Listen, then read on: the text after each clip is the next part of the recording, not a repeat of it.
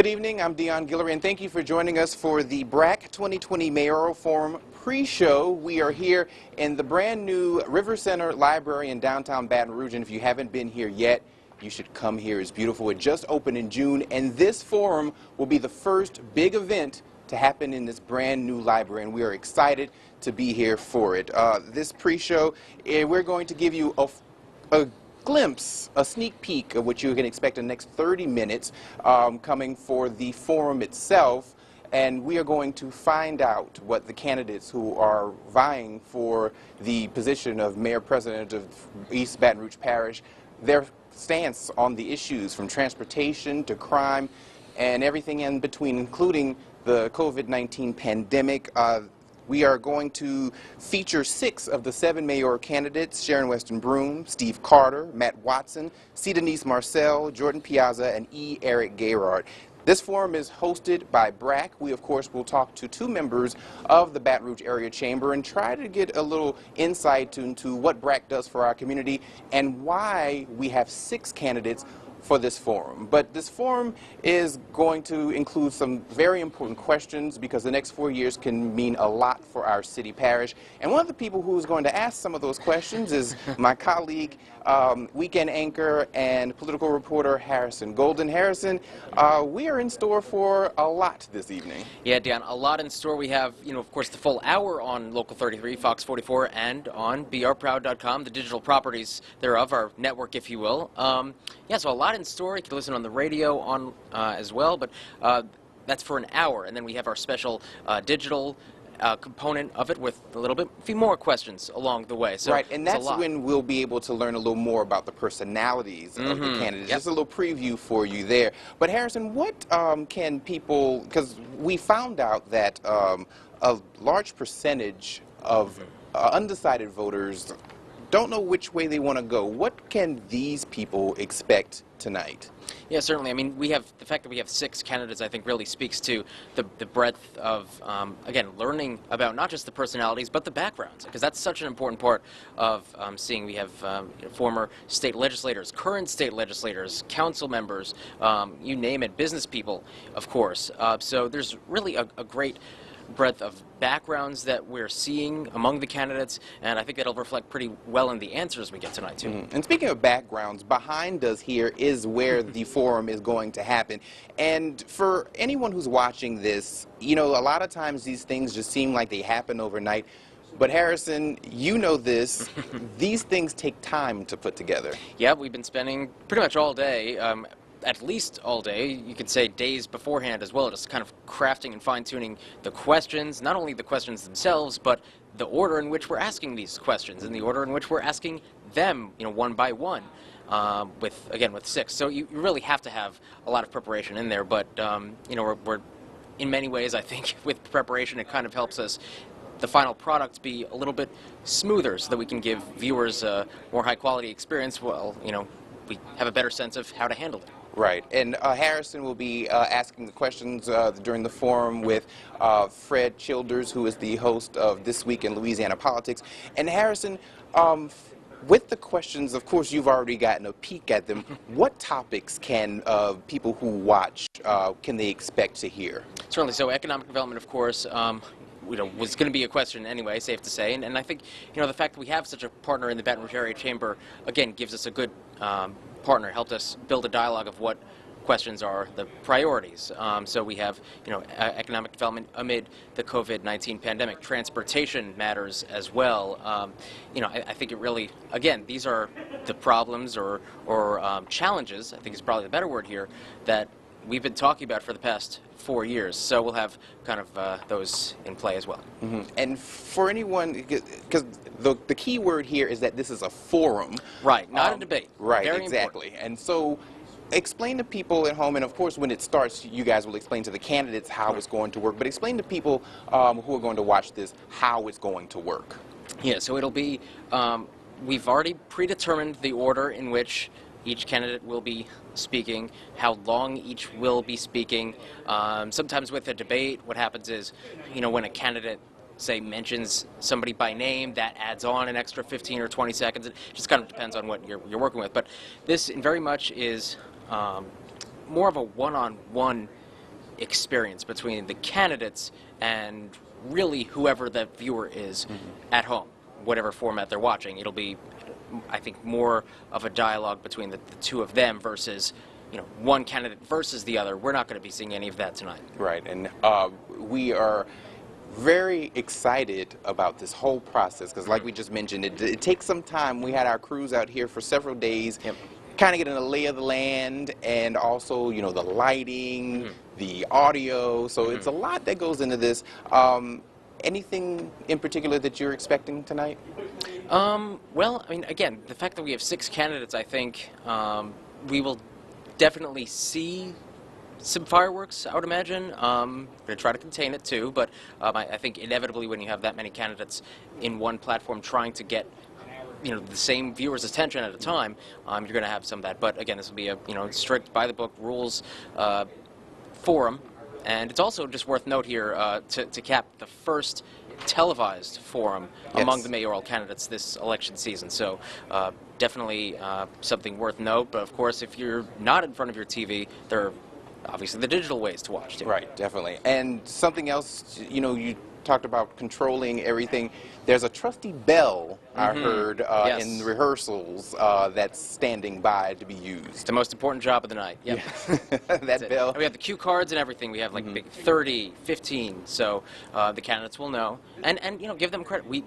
They don't know. It's easy for us, when we're doing our live material too. Sometimes we lose track of time, so it helps them as well make their points more fine-tuned. Yeah, definitely. Harrison, I know you got to get ready. Let's see, I'm looking at my watch. We got about 24 minutes-ish, if my watch is right, until this. And I'm excited to see what happens. Yeah, me too. And excited to see that. And obviously, you're doing great work so far. And looking forward to the post-show as well, where you're going to be wrapping it all up. Yes, definitely. All right, Harrison Golden, who is going to be asking the questions on our BRAC 2020 Mayoral Forum just in a couple of minutes. Thanks, Harrison. All right, thank you, Deon. Appreciate it. All right, so, there's a lot that goes into this, as we've been saying, and, we're excited that this forum is hosted by BRAC. Now, I just want to tell you a couple of other things about the forum, and Harrison kind of mentioned it as well.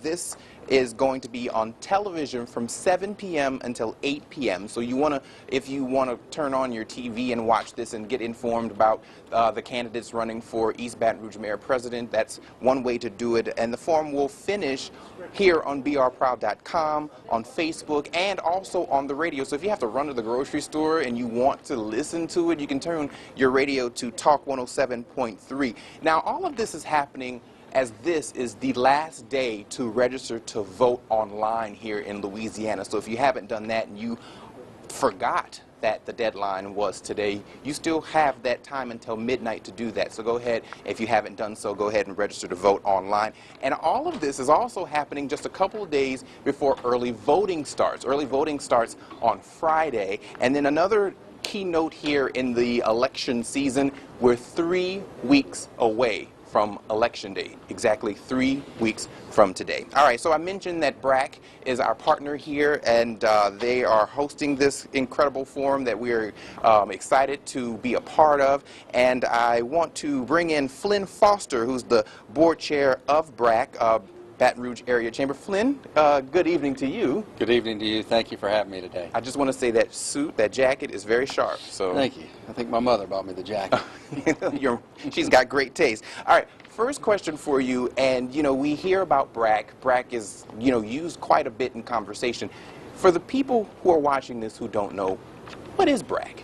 BRAC is the 9-parish area chamber who is responsible for economic development in those 9 parishes, or takes a large part of the responsibility. It's not about just Baton Rouge. It's about the entire parish and the other 8 that surround us. I could probably rattle them off here, but you could see the map. It's kind of the central Baton Rouge area, and we're here to help create jobs and do other things that help make Baton Rouge a better place to live. Right. And that's why that A is important in BRAC, yes. the area. Absolutely. So there we go yes. there. what are some of the initiatives that BRAC is a part of and takes, because BRAC is so important to our community? Explain some of those initiatives. Well, the list of things they don't do is probably shorter than the list of the things that they do. As I mentioned, first of all, economic development. They're constantly out recruiting around the country and actually around the world to try to convince businesses to move here and to open up here. And they do that with their team, with other economic development groups like other chambers in the area, Louisiana Economic Development. They work with the New Orleans organization. They're trying to bring more jobs here. It's the #1 priority. Also get involved in other issues that are important to people here, like transportation, education, police reform, other things like that, crime prevention. And so the chamber does a lot. And it's an incredible team. I just sit on the board. The people who are behind the scenes, Adam Knapp and his team, are just wonderful to work with. It's a very well-oiled machine. It is. They do a great job. Yeah, definitely. How did this mayoral forum come together? Because, on paper it's like, oh, this is simple. But it's a lot of moving parts with this. Well, there are. Watching y'all rehearse a little while ago made me realize that it's not simple. There's a lot that go into it. Appreciate Fox 44, WVLA 33 for doing this. The chamber, along with the board, discussions about having this format and having this event. And so that went on for several months.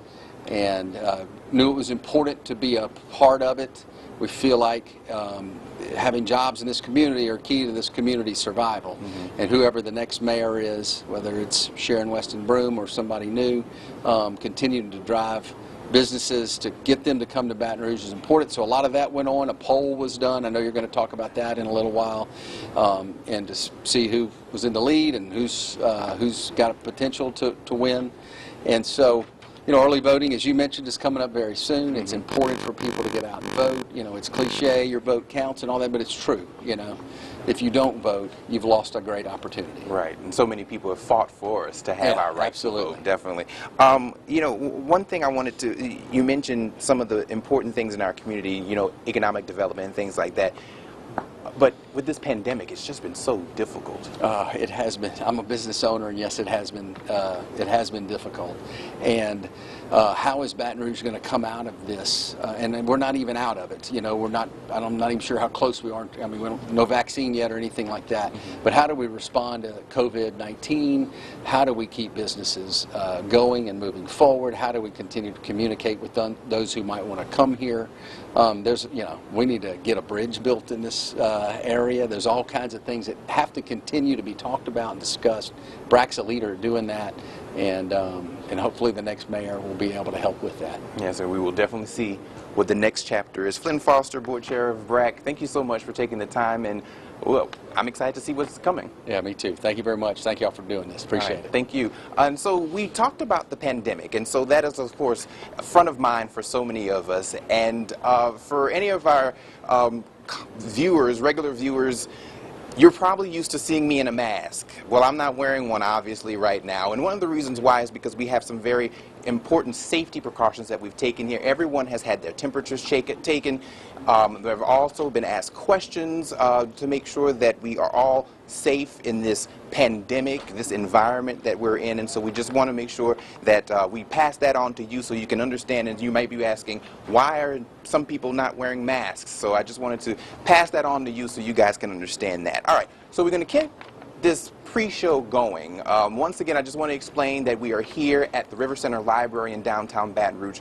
Beautiful library, opened in June, and this pandemic has kind of kept things, under wraps a little bit. But if you haven't been here, come here. There are things for the kids to do. There's something for the entire family. So the library here is beautiful, brand new, and this forum is going to be the first big event to happen here since it's opened in June. All right, we want to welcome our next guest, Helena Cunningham, who is the second chair-elect for Baton Rouge Area Chamber.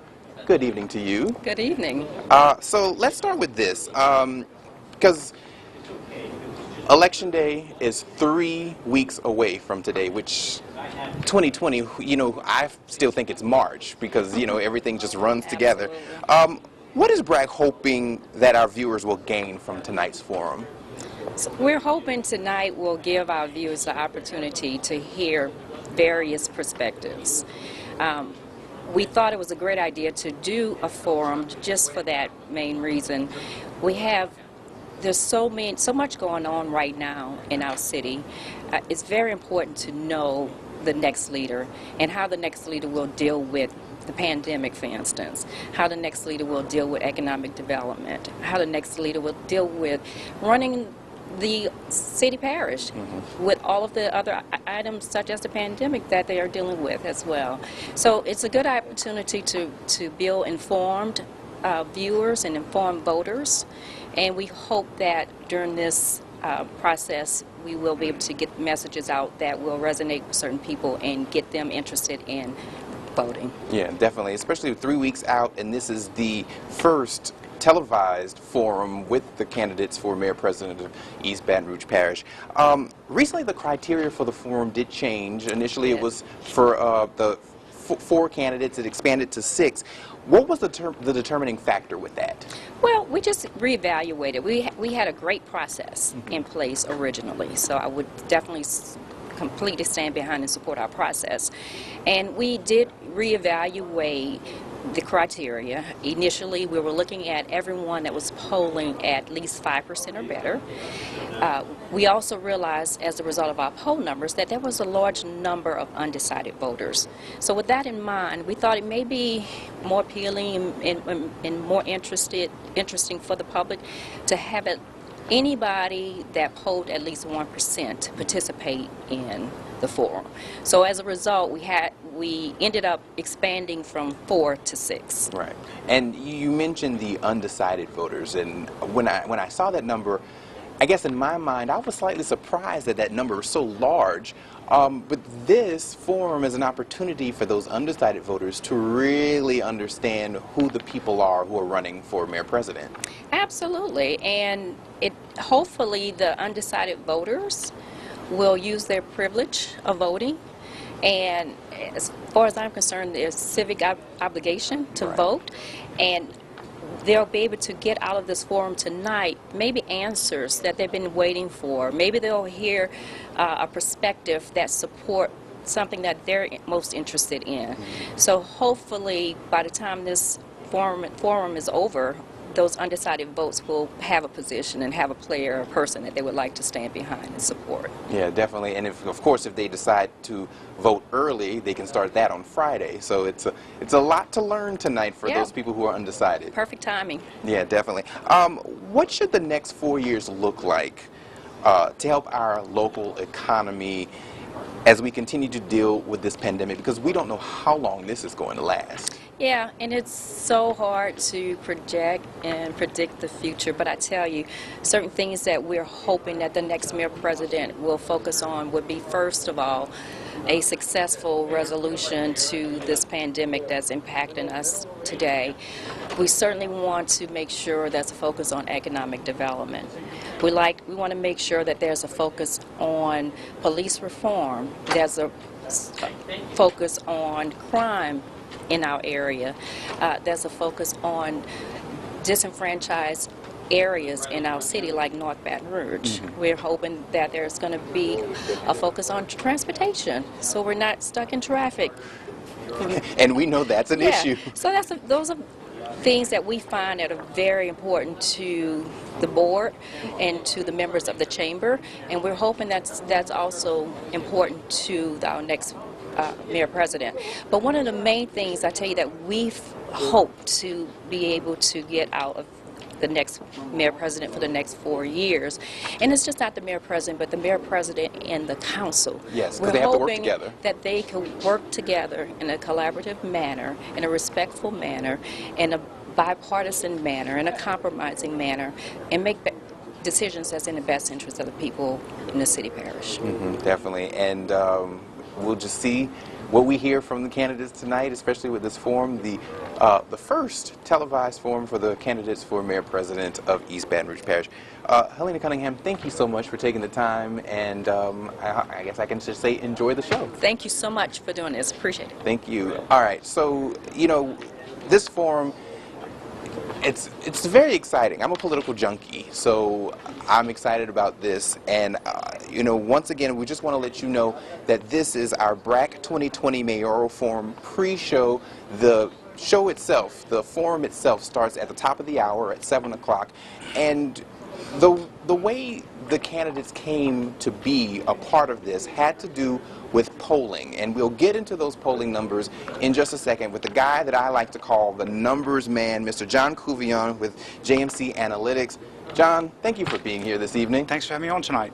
So, all right, you did a poll, and we found out the way the candidates were ranked with the poll. Yes. So let's start with the poll percentages. Sharon Westenbroom, 41%, Steve Carter, 14%, Matt Watson, 13%, C. Denise Marcel with 6%, Jordan Piazza with 4%, and E. Eric Gerard at 2%.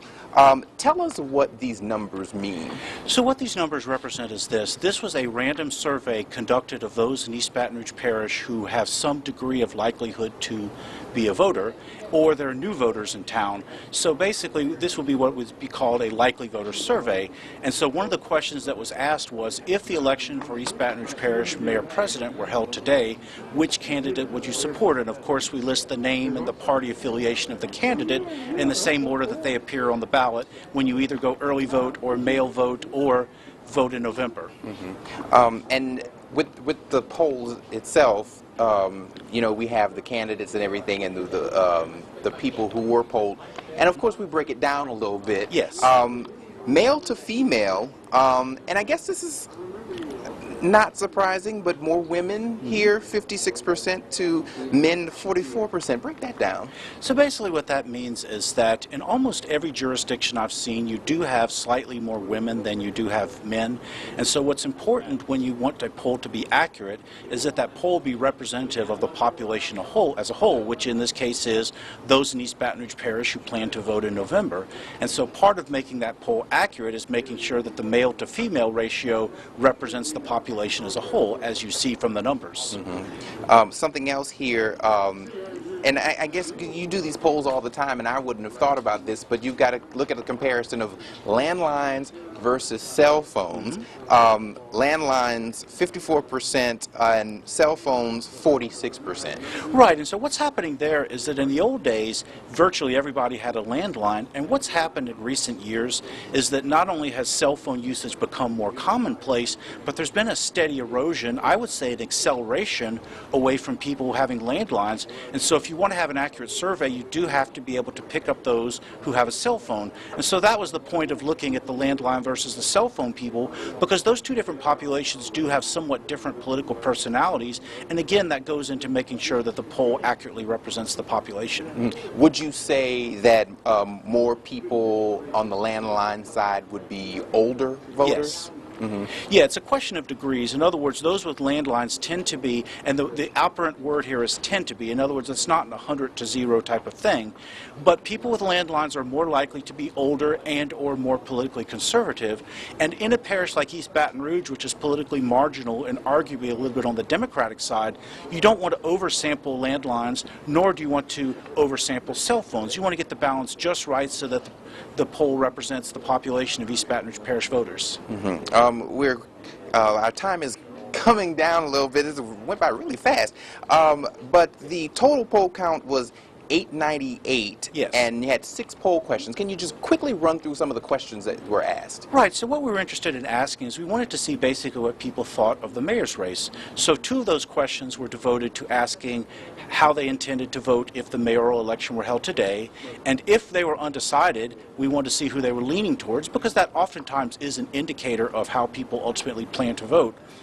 I was also interested in seeing not only the second choice candidates that people had, but if they thought that Mayor Sharon Westenbroom should be reelected. In other words, to get an idea of what her hard and soft support is. So basically this was a poll that could be kind of used to understand what people in East Baton Rouge Parish are thinking at this point in time, with early voting about to start several days away. Yeah, that early voting starting on Friday. Today's the last day to register to vote online. John Couvion with JMC Analytics. I could talk to you all night, Yes. but we just don't have the time. Thank you so much for being here. And so, hey, this forum is about to start. We're just minutes away. The candidates are actually making their way into the area, and of course, you'll be able to see that on television from 7 to 8 and continue here online. We'll see you then for the post show.